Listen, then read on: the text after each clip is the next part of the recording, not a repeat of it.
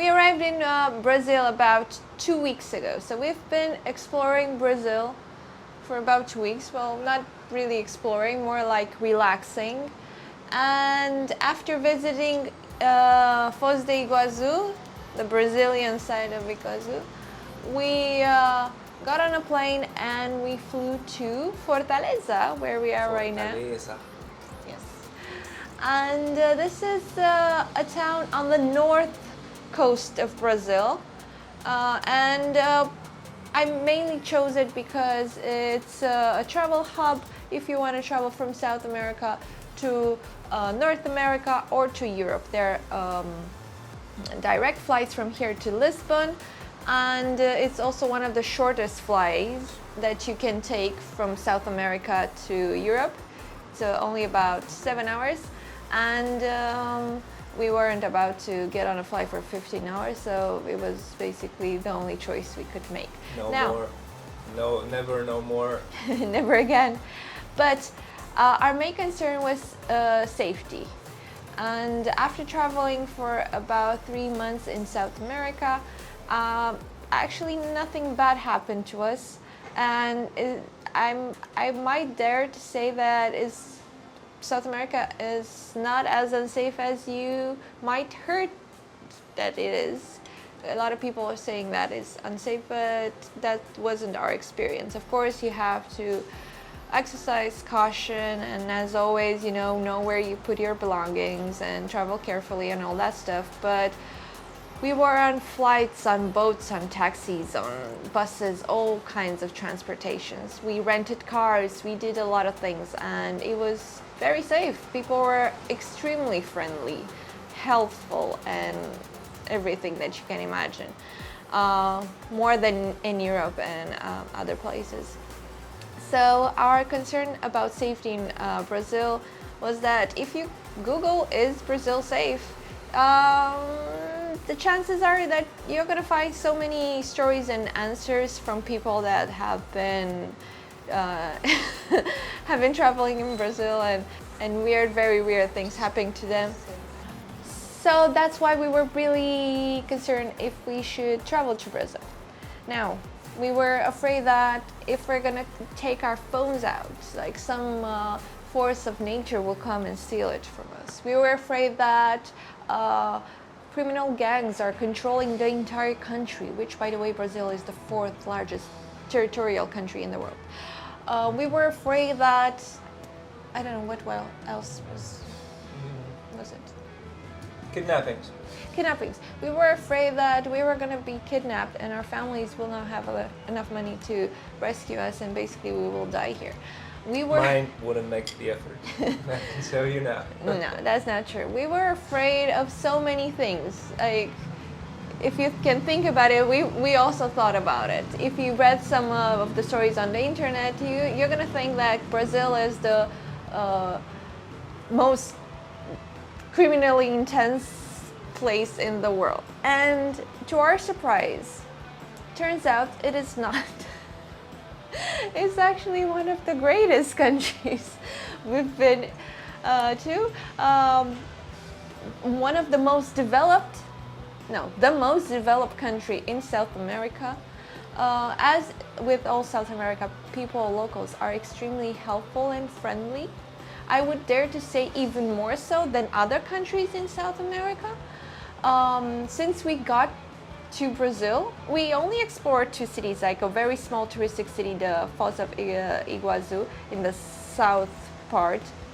And then we skipped Sao Paulo and Rio altogether because those indeed are kind of more dangerous and a lot of things happen, but they are huge cities with some gangs, a lot of tourists, so it's up to you, so you have to be a bit more careful there. And locals told us that, yeah, that's not really safe, you have to watch out.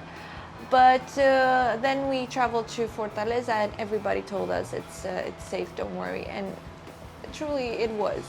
So the thing that you should be concerned about when traveling to Brazil is that Brazil is near the equator, so basically the sun burns the entire day, and after some time you get used to the humidity and the scorching sun, but you have to simply adapt to their lifestyle. So that I think is kind of weird, because you need to drink a lot of liquids, then you get used to going to the bathroom every 30 minutes. But don't worry, they're so civilized, they have free bathrooms on the beach.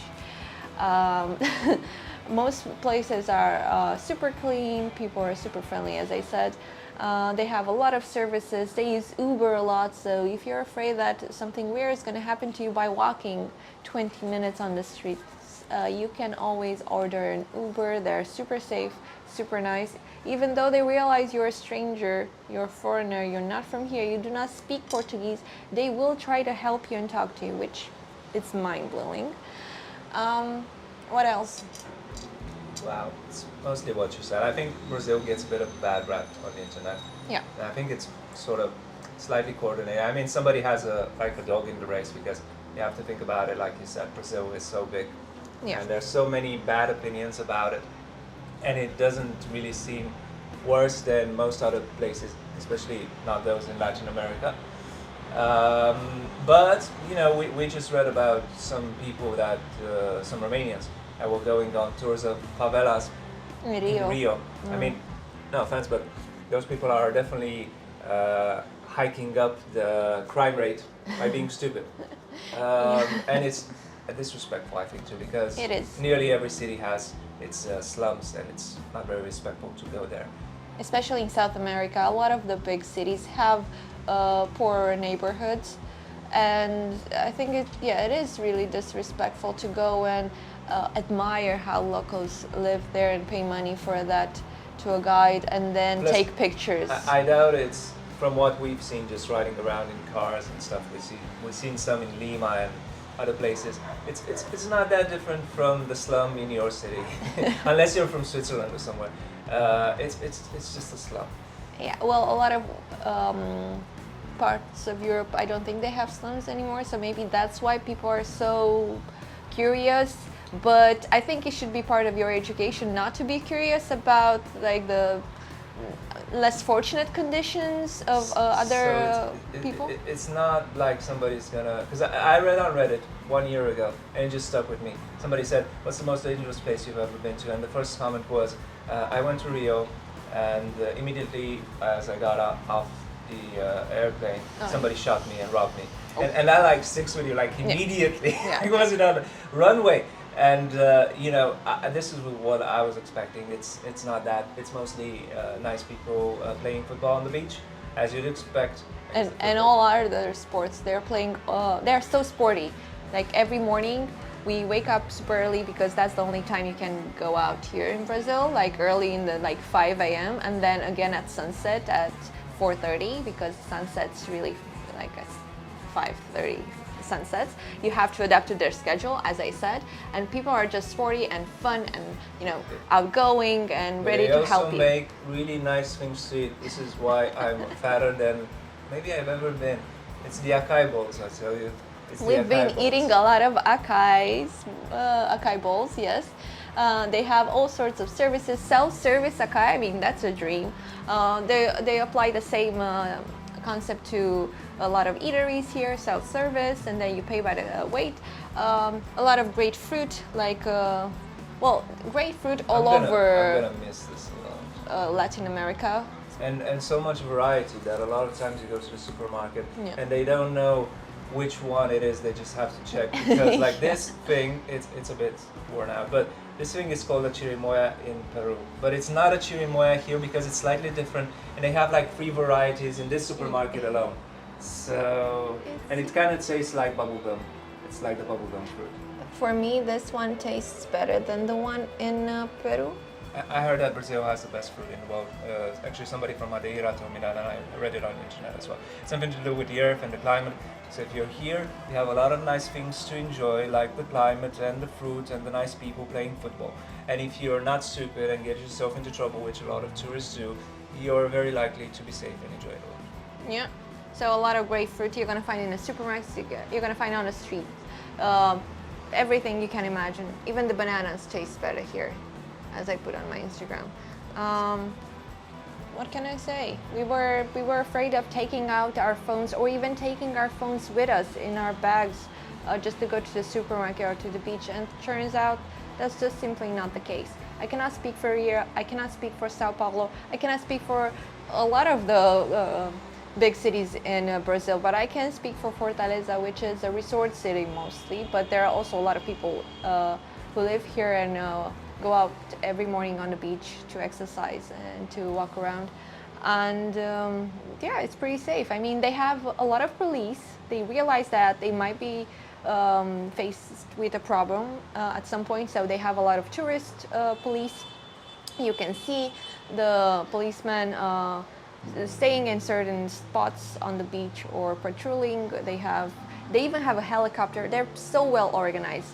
Overall, I would say Brazil is the most organized country in Latin America. I was so surprised. But I mean, everything in Latin America seems to be growing. You know, like in Argentina, maybe that's the exception because they have some economic problems. But everything, wherever you go, you see buildings being built, and you see businesses going up, and everyone, I think, is living slightly better than they used to, especially in countries like Peru and Brazil. So there is a likelihood, if nothing bad happens, God forbid, that this will be a booming place economy, in the yes. near future. Plus they have so many resources, nice people. And there's one thing that that bothers me, that the internet is always freaking out potential travelers and tourists, like, don't come to Brazil, this is what happened to me. Like, everybody on the internet has a story about how they were robbed, pickpocketed, or whatever, like horror story. But you don't hear the stories from people who actually enjoyed their trip to Brazil for 1, 2 weeks, 3 months, 3 years. Those people don't go to the internet to complain like, what a great time I had in Brazil. So you have to keep that in mind. And a lot of locals, I think they're also overprotective, because they do realize some bad things can happen, and they want to be sure that because they're so nice, they want to make sure that you're going to have a great time, so they want to warn you of everything. So then it kind of turns out to be like, oh my God, it's kind of a freaky place. But chances of those things happening, turns out, for us, were so much lower than the internet said it would. Usually the crime rate is skewed by things having to do with organized crime in all of Latin America. Yeah. So the actual crime, you know, pickpocketing and stuff like that is almost on normal levels. It can happen, maybe it's above normal levels in Brazil. But if you exercise caution, if you've ever been to, you know, a similar country, like we're from Romania. We're from Romania. Maybe we are a bit used to some of the techniques, but if you've been to outside of Europe, they used to teach them to. When I was back in Seara, like, you can take a wallet with just your 2 fingers. That's a joke. Just to exercise. That's a joke. Also, I want to mention that I've seen people, like people who live here in Fortaleza, they go early in the morning on the beach just for a swim. So they just bring like a small bag with their clothes or whatever. They leave it on the beach, go swimming by themselves for like, I don't know how many minutes. Then they get out of the water, get their bag and leave. Like, people actually, not a lot of them, but I've seen people leaving their stuff unattended on the beach. I don't think you can see that anywhere in Europe. I mean, take that for safety level, and I can give you so much more. I don't know. Yeah, it's safer than we thought it was. It's so much safer. It's mostly down to me because I read. Technically, Fortaleza is the 9th most dangerous city in the world. Oh yeah. So I thought you just don't go out, you don't do anything. So I get your imagined phone that for out. 2 weeks I would just sit in the apartment and do nothing. But instead I had a wonderful time at the beach, mostly the beach. Ate a lot of acai and drank a lot of beer, unfortunately, because it's so hot. And tasted a lot of their great fruit. Yeah. Went to the supermarket like a bunch of times. Had a few nice conversations in a sort of Anglo-Portuguese. And, Spanish. It was really good. I'd like to come to Brazil, and especially, you know, the whole Latin America again very soon. You would like to come back?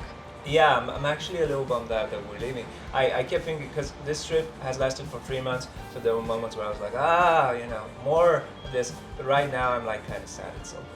The thing with Latin America in general, not just Brazil, is that you do have to organize your trip.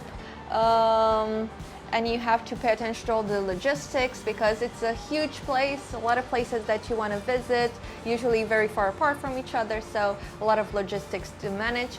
So that was the part that really got me tired because I'm the one doing that. So so in April, for instance, we did a lot of things from Machu Picchu to Ushuaia to Iguazu, so a lot of planes, a lot of flights check-in, a lot of things. We traveled a lot across Europe.